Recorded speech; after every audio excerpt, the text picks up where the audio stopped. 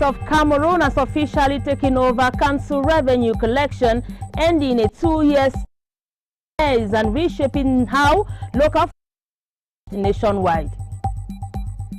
In foreign news, an Ebola treatment hospital in eastern DR Congo has been set ablaze by angry protesters demanding access to the bodies of their relatives who died from the virus, raising fears over worsening tensions and the spread of the outbreak. And in sports, the under-17 Lions of Cameroon have secured a qualification for the FIFA Under-17 World Cup after a hard-fought 1-0 victory over DR Congo in their final group stage match at the ongoing Under-17 AFCON in Morocco. Details of these stories and more only on News Hour.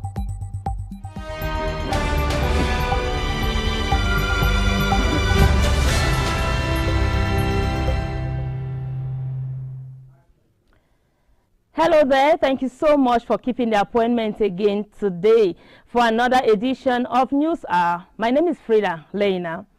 As we told you, one of our top stories, for years, council revenue collection was left in the hands of local councils themselves, but that era has ended after first announcing the shift in 2024 and pausing it at the request of mayors for a transition period. The government of Cameroon has now taken back control. Motaze and Minister of Decentralization, George Elanga Obam, have signed the reform transferring revenue collection to the central government. What does this mean for councils, taxpayers, and local development? Staffman Mwambo William breaks down the details in this special report on News Hour today.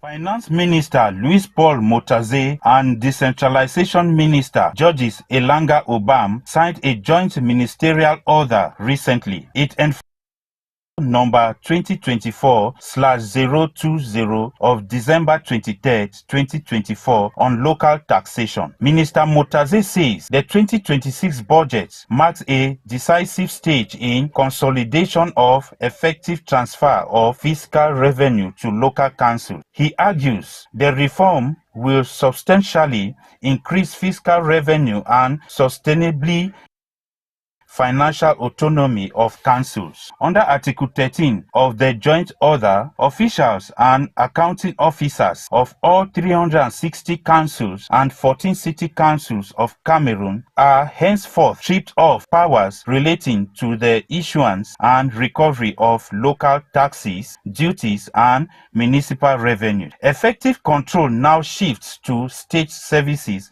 especially the Directorate General of Taxation. Councils are left with only local taxation monitoring units. Their role is to identify, transmit data to tax authorities, monitor collection performance, assist local taxation centers, and produce reports. Even creating these units now needs prior approval from the state representative. The reform is expected to hit several revenue streams hard, especially urban advertising, a key income source for city councils like Douala and Yaoundé. The new text casts doubt on agreements between councils and private contractors who collect advertising taxes, arrangements long criticized for lacking legal basis. Metaphorically, the state has taken the keys to the council safe and handed mayors a receipt book. Observers call this a significant re-centralization of local taxation. It comes amidst government assurances of effective decentralization. The move strengthens central government control over council finances, and it revives a critical question.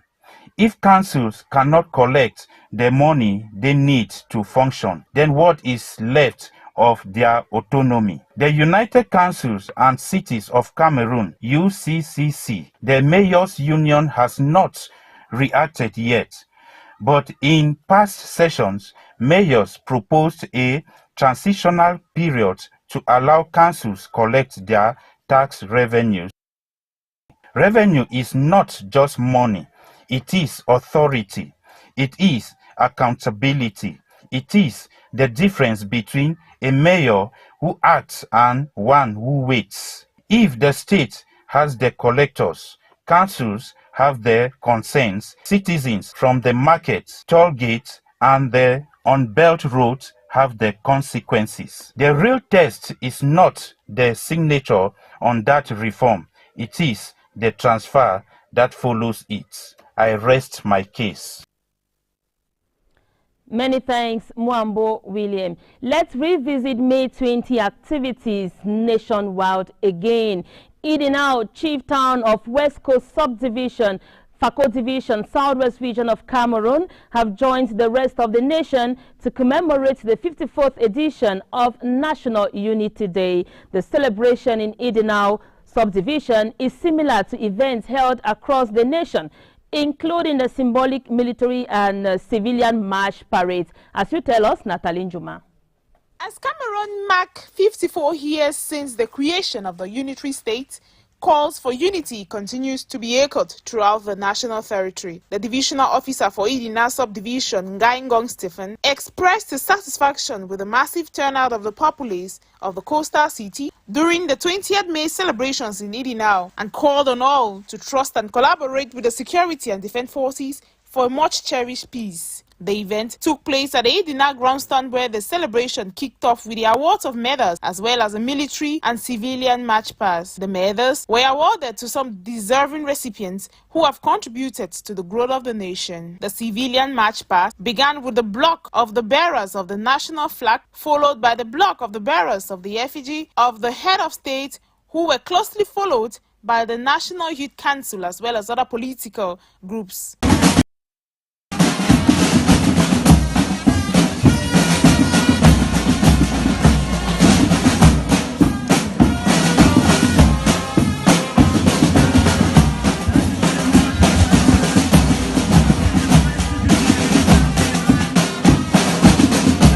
Military contingents marched in formation while security forces maintained a visible presence throughout the event. The highlight of the day was the emblematic march past performed by the military, gendarmerie, national and the police forces, retired soldiers, administrators, youth groups, students as well as pupils. The 54th edition of the National Unity Day in Idina culminated with various political parties who sealed the day march past with calls for peace and unity.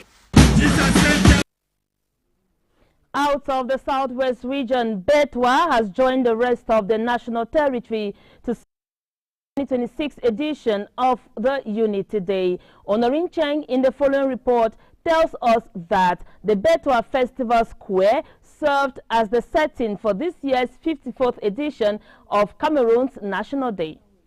The Betwa Festival Square paid host to the 54th edition of Unity Day celebrations in Cameroon in the presence of administrative, traditional and religious elites. During the occasion, the governor of the East Region, Gregoire Mvongo, admonished the population to live in peace, total harmony and love. Some 20 recipients received the award of medals for their distinctive service to nation building, including the senior divisional officer for Lom and Jerem, Dr. Quentin Simondo, the mayor of the municipality, and a handful of others from diverse regional delegations. The grand parade in order of appearance saw the military from the gendarmerie, the customs and the firefighters and veterans. Then came the civilian march parade from primary, secondary and the higher institutions of learning. Political parties crowned the day at the 2026 edition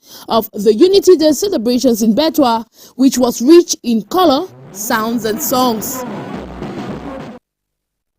The population of the Mayo-Sanaga division of the far north region of Cameroon have commemorated the 54th edition of the National Unity Day in a grand style. The event took place at the Mokolo Municipal Stadium, presided over by the Senior Divisional Officer for Mokolo, Sone Clement Nkoi. As you tell us, Natalie Njuma.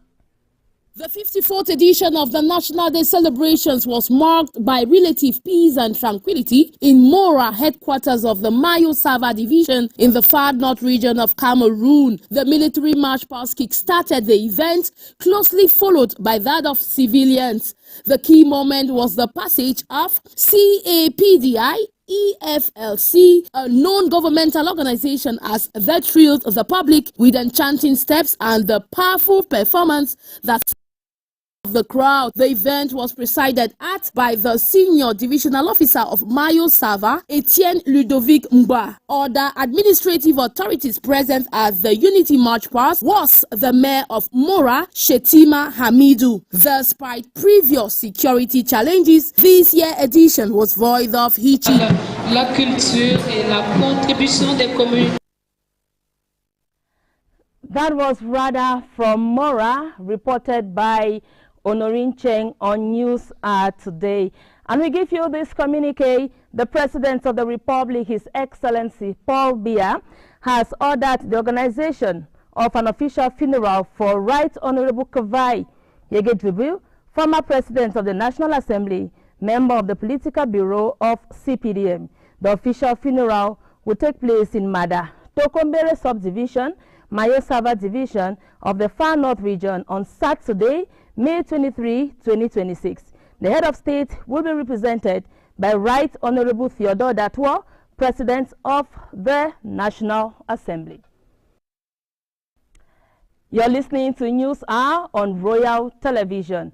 Out of Cameroon, an Ebola treatment hospital in the Eastern Democratic Republic of Congo has been set ablaze by angry protesters demanding access to the bodies of their relatives who died from the virus, raising fears over worsening tensions and the spread of the outbreak.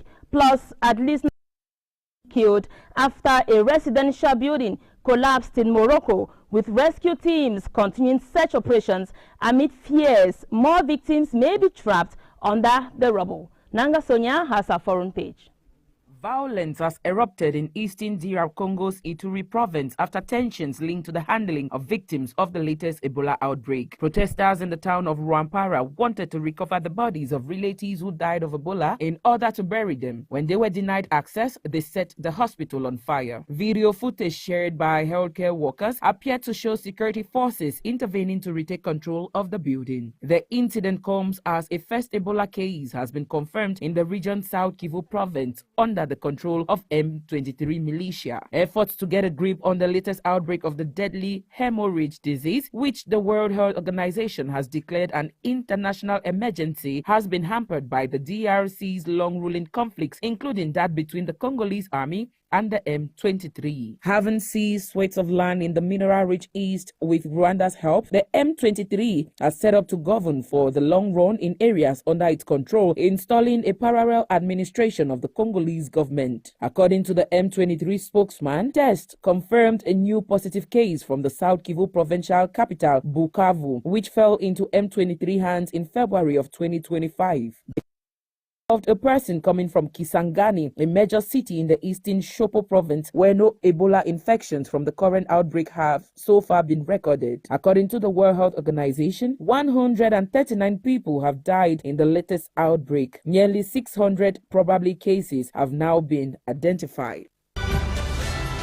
In a landmark ruling, Kenya's High Court has declared that young people should no longer face criminal prosecution for consensual underage sexual relationships, a decision rights groups are calling a major victory for adolescent rights. The ruling came Wednesday after a case brought by the Center for Reproductive Rights on behalf of 3 Kenyan teenagers. One of them, a 70-year-old boy, was arrested after police found him living with his 16-year-old partner and charged him with defilement. Another teenage couple faced years of legal battle after becoming parents while underage. Kenyan law currently prescribes up to 15 years in prison for sex with minors aged between 16 and 18. But the court ruled that authorities must now distinguish between abusive relationships and consensual relationships involving teenagers. Judges also ordered the government to improve access to sexual and reproductive health education and services without fear of criminalization. Rights campaigners say the previous system pushed many young people away from health care, increasing the risk of of unwanted pregnancies, sexually transmitted infections, and unsafe abortions. The decision is especially significant in Kenya, where sex education and contraception remain sensitive topics due to strong religious influence. Health studies estimated nearly 800,000 abortions occurred in Kenya in the year leading to May 2024, among the highest rates globally.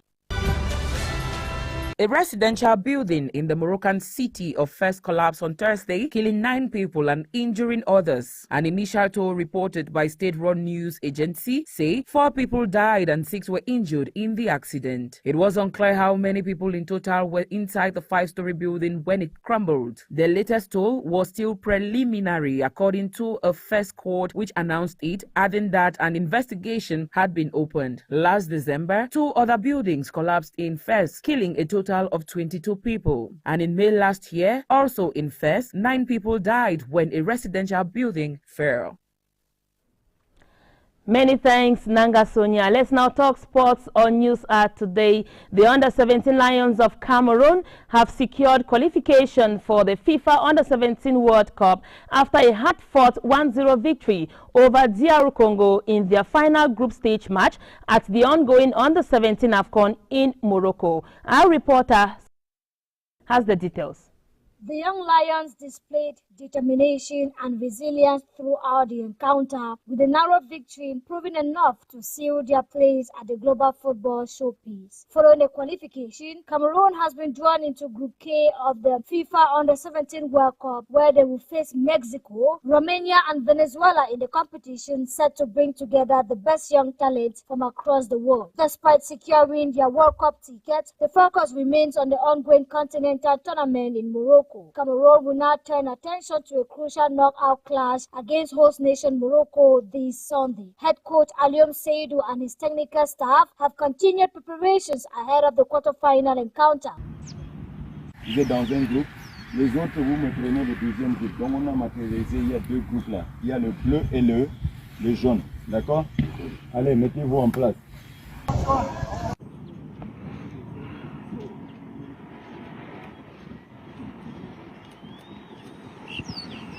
With hopes high of extending Cameroon's impressive run in the tournament. With confidence growing inside the camp, the young Lions will be aiming not only to shine on the world stage later this year, but also to continue their quest for continental glory in Morocco.